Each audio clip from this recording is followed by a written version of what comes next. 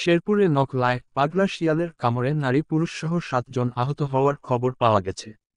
শনিবার সকালে ১১টার দিকে উপজেলার পাঠাকাটা ইউনিয়নের দশকাহনিয়া ও আমানিয়াকান্দা গ্রামে এ ঘটনা ঘটে।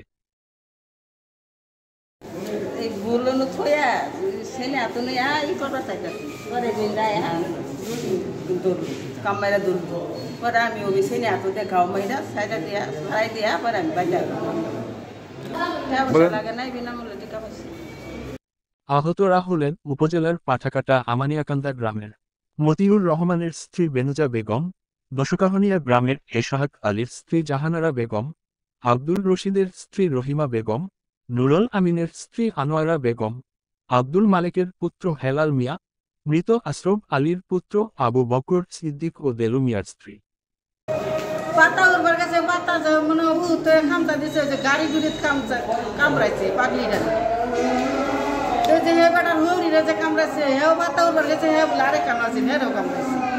শিয়ালের কামড়ে আহতদের উপজেলা স্বাস্থ্য কমপ্লেক্স থেকে চিকিৎসা দেওয়া হয়েছে। বর্তমানে পাঠাকাটা ইউনিয়নের মানুষ পাগলা শিয়ালের ভয়ে আতঙ্কের মধ্যে রয়েছে। নকলা উপজেলা স্বাস্থ্য ও পরিবার পরিকল্পনা কর্মকর্তা ডাক্তার মোহাম্মদ গোলাম মোস্তফা ঘটনার সত্যতা নিশ্চিত করে বলেন, পাগলা শিয়ালের কামড়ে আহতরা হাসপাতালে এসেছিলেন। তাদের সরকারিভাবে ভ্যাকসিন প্রদান করা হয়েছে এবং প্রাথমিক চিকিৎসা শেষে সবাই বাড়ি চলে গেছে। এই নকলার একটা ইউনিয়নে বেশ কিছু মানুষ শিয়ালের কামড়ে আক্রান্ত হয়েছে। আমাদের এখানে আসার পর যেহেতু সরকারিভাবে আমাদের অ্যান্টি রেবিজ ভ্যাকসিন সাপ্লাই আছে, আমরা আমাদের পক্ষ থেকে নিয়ম অনুযায়ী ভ্যাকসিন দিয়ে দিচ্ছি।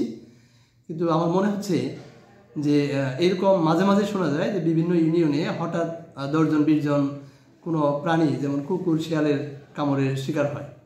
তো আমার মনে হচ্ছে যে প্রাণী সম্পদে যদি এই ক্ষেত্রে কিছু করার থাকে তাহলে ওরা যেন এটা করে। যদি কিছু করার থাকে এটা করলে আমার মনে হয় মানুষজন, এই নকলার মানুষজন অন্তত প্রাণীর কামড় থেকে মুক্ত থাকতে পারবে।